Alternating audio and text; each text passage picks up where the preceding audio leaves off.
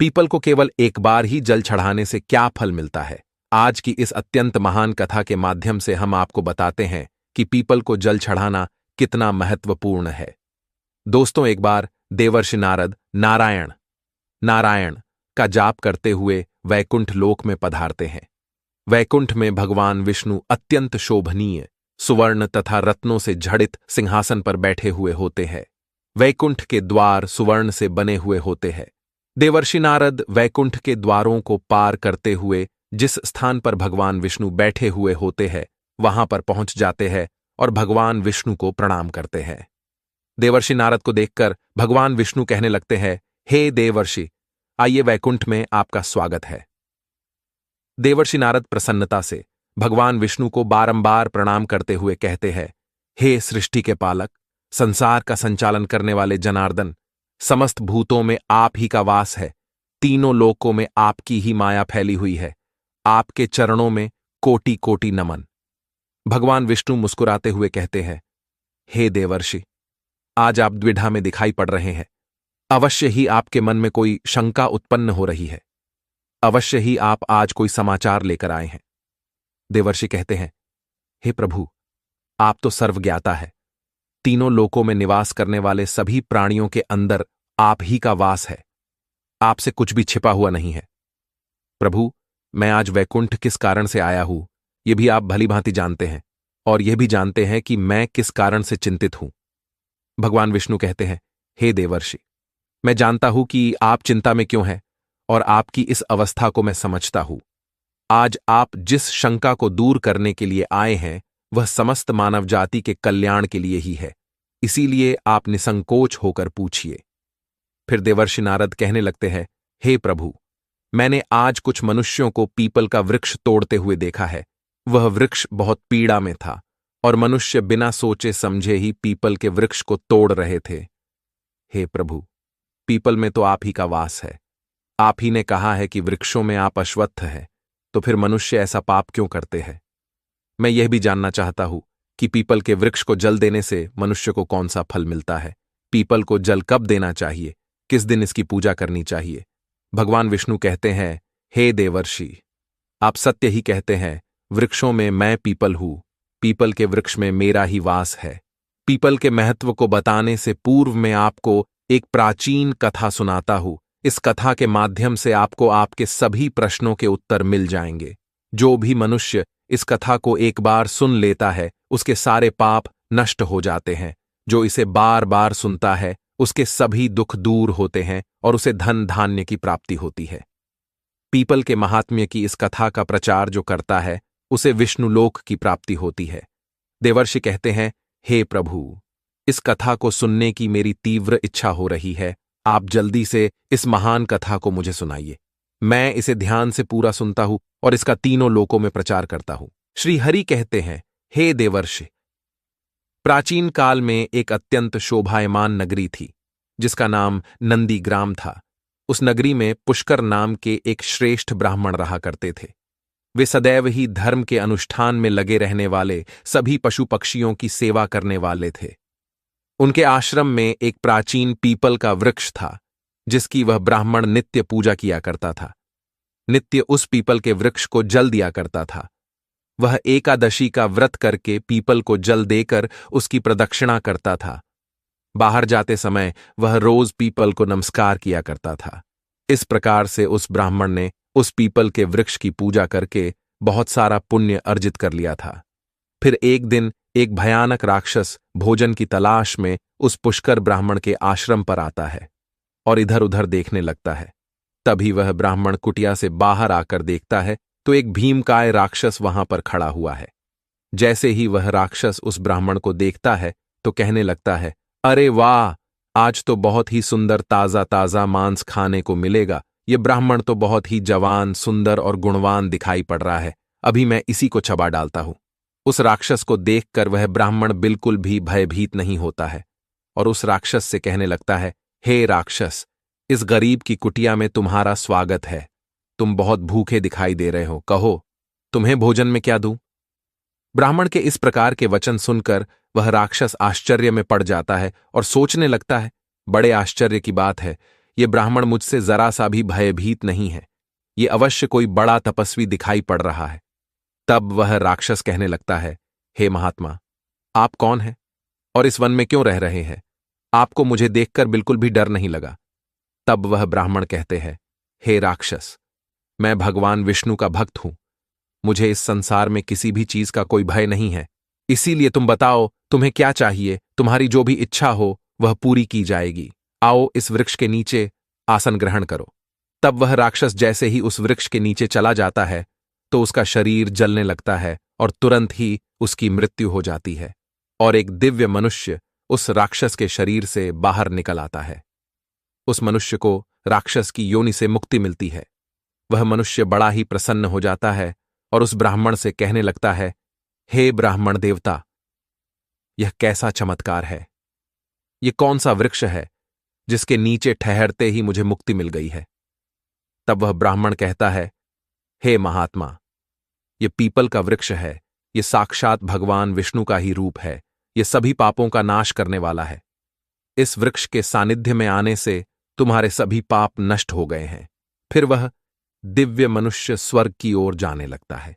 फिर एक दिन यमराज अपने दूतों को बुलाते हैं और कहते हैं, हे दूतों, तुम जाओ और नंदीग्राम में निवास करने वाले पुष्कर नाम के ब्राह्मण को पकड़कर यहां पर लेकर आओ। यमराज का आदेश पाकर वे दूत यमलोक से धरती पर आते हैं और उस ब्राह्मण को जीवित ही पकड़कर यमलोक ले जाने लगते हैं। रास्ते में महात्मा पुष्कर उन दूतों से कहने लगते हैं, हे दूतों, तुम ये क्या कर रहे हो? मेरी तो मृत्यु भी नहीं हुई है और तुम मुझे पकड़कर यमलोक लेकर क्यों जा रहे हो? फिर वे यमदूत कहने लगते हैं, अरे ब्राह्मण, तू चुपचाप हमारे साथ चल, खुद यमराज ने हमें तुझे उठाकर लाने का आदेश दिया है। पता नहीं तूने ऐसा कौन सा भयंकर अपराध किया है, हम भी जानना चाहते हैं कि तूने कौन सा पाप किया है। फिर वह ब्राह्मण शांत रहकर उन यमदूतों के साथ यमलोक जाने लगता है। यम के दूतों को भी बड़ा आश्चर्य होता है, यह ब्राह्मण ना तो विलाप कर रहा है और ना ही दुखी हो रहा है। हम जिन भी प्राणियों को उठाकर लाते हैं वे तो जोर जोर से विलाप करते हैं। फिर वे यम के दूत उस ब्राह्मण को लेकर यमराज के सामने उपस्थित हो जाते हैं। जैसे ही यमराज उस ब्राह्मण को देखते हैं तो वे भयभीत हो जाते हैं और उन दूतों से कहने लगते हैं, अरे दूतों, तुमने ये क्या किया? तुम किसे उठाकर लाए हो? मैंने तुम्हें दूसरे पुष्कर नाम के व्यक्ति को लाने के लिए कहा था, जिसकी मृत्यु हो चुकी है। तुम लोगों ने बड़ी भूल की है जो इन महात्मा को उठाकर यमलोक लेकर आ गए। इनका स्थान यहां पर नहीं है। भगवान विष्णु की भक्ति करने वाले, नित्य पीपल की पूजा करने वाले इन महात्मा को उनकी इच्छा के बिना यहां पर उठाकर लाना घोर पाप है। तब वे यम के दूत कहते हैं, हे धर्मराज, हमें क्षमा करे, हमसे बड़ी भूल हुई है। फिर वे यम के दूत उस ब्राह्मण से क्षमा मांगते हैं और वह ब्राह्मण भी उन्हें क्षमा कर देते हैं। यमराज उस ब्राह्मण से कहते हैं, हे ब्राह्मण देवता, आपकी पत्नी तथा पुत्र आदि बहुत दुखी और व्याकुल होकर रो रहे हैं, कृपया आप वापस अपने घर चले जाइए। अपने दूतों की भूल के लिए मैं आपसे क्षमा मांगता हूं, कृपया आप अपने घर को लौट जाइए। फिर वह ब्राह्मण कहता है, हे धर्मराज, आपको प्रणाम है। इन दूतों से जो भूल हुई है उसके लिए तो मैं उनका आभारी हूं। उनकी भूल के कारण मुझे जीवित रहते हुए आपके दर्शन करने का सौभाग्य प्राप्त हुआ है। ऐसा सौभाग्य बार बार किसे मिलता है? हे धर्मराज, मेरी आपसे एक विनती है, मैं संपूर्ण नरकों का दर्शन करना चाहता हूं जहां पर पापी मनुष्यों को कष्ट भोगने पड़ते हैं। ब्राह्मण की बात सुनकर यमराज प्रसन्न हो जाते हैं और कहते हैं, हे ब्राह्मण देवता, ठीक है, अगर आपकी यही इच्छा है तो मैं आपकी इच्छा को अवश्य पूर्ण करता हूं। फिर यमराज उस ब्राह्मण को समस्त नरकों का दर्शन कराने के लिए ले जाते हैं। उस पुष्कर ब्राह्मण ने देखा कि पापी जीव नरक में पड़कर कष्ट भोग रहे हैं। कोई शूली पर चढ़े हैं, कुछ प्राणियों को हिंस्र पशु खा रहे हैं, कोई तपी हुई बालू पर चल रहे हैं और विलाप कर रहे हैं, कुछ पापियों को कीड़े खा रहे हैं, तो कुछ पापियों को उबलते हुए तेल के घड़े में पकाया जा रहा है, कुछ पापियों को यम के भयंकर दूत पीड़ा दे रहे हैं, अस्त्रों से उन पर प्रहार कर रहे हैं, कुछ पापी जमाने वाले अत्यंत शीत नरक में पीड़ा सहन कर रहे हैं, तो कुछ जलती हुई भयंकर अग्नि में गिरकर जोर जोर से विलाप कर रहे हैं।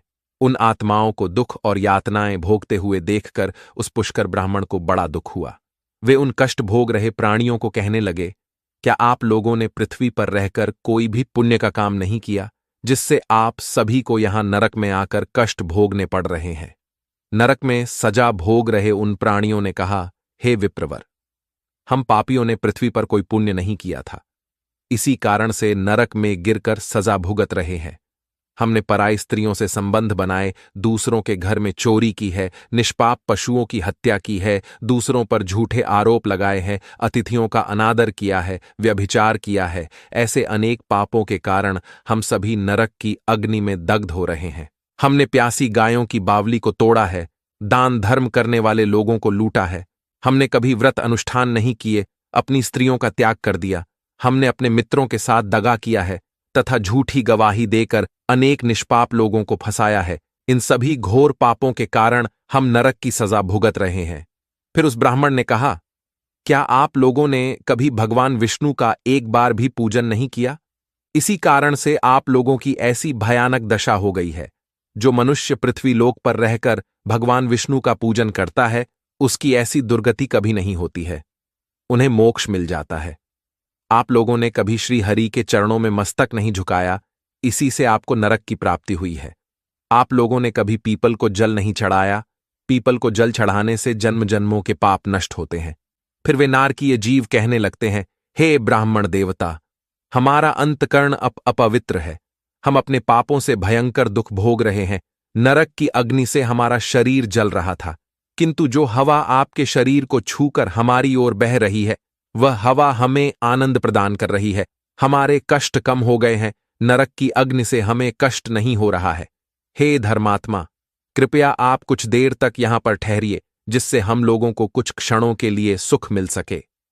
हम अनेक वर्षों से निरंतर कष्ट भोग रहे हैं, हमारा अंग अंग जल रहा था। हे ब्राह्मण देवता, आपके दर्शन करने से ही हमें संतोष हो रहा है, कृपया आप हम पापियों पर थोड़ी दया कीजिए। फिर यमराज कहते हैं, हे धर्मात्मा, अब आपने नरक देख लिया है, अब आप अपने घर को लौट जाइए। आपकी पत्नी शोक में डूबकर रो रही है। वह ब्राह्मण बोलता है, हे धर्मराज, इन प्राणियों को दुख में देखकर मैं कैसे चला जाऊं? इनकी दुख भरी आवाज कानों में पड़ती है तो मुझे बहुत दुख हो रहा है। आपके यमदूतों के द्वारा मार खाकर अग्नि की ज्वालाओं में गिरे हुए इन नारकीय जीवों की यह दयनीय पुकार सुनिए। इन जीवों के मुख से निकली हुई ध्वनि मुझे सुनाई दे रही है। हाय, मुझे बचाओ, मेरी रक्षा करो। मैं समस्त भूतों के विराजित भगवान विष्णु की आराधना करता हूं। यदि मैं इन दुखी प्राणियों को दुर्लक्ष्य कर दूं, तो मेरा जीवन व्यर्थ हो जाएगा। यमराज कहने लगते हैं, हे ब्राह्मण श्रेष्ठ, आपको इन पापियों की चिंता नहीं करनी चाहिए। ये सभी अपने कर्मों का फल भुगत रहे हैं। ईश्वर ने ही इनके लिए इस दंड का प्रावधान किया है, ताकि इनकी आत्मा की शुद्धि हो सके। आप इनके लिए कुछ भी नहीं कर सकते, इन्हें नरक की सजा भुगतनी ही पड़ती है। लेकिन फिर भी वह ब्राह्मण नहीं माना और उसने उन नारकीय जीवों को मुक्ति दिलाने के लिए भगवान विष्णु से प्रार्थना करना शुरू कर दिया। वह ब्राह्मण भगवान विष्णु से प्रार्थना करते हुए कहने लगा, हे प्रभु, मैंने सच्चे मन से आपकी आराधना की है, हर क्षण आप ही के नाम का जाप किया है। मैंने अपना संपूर्ण जीवन केवल आपकी भक्ति में ही समर्पित किया है। मैं अपना सारा पुण्य इन पापी आत्माओं को दे देता हूं। आप इन्हें कष्ट से मुक्त कीजिए, इन्हें नरक की यातना से मुक्त कीजिए।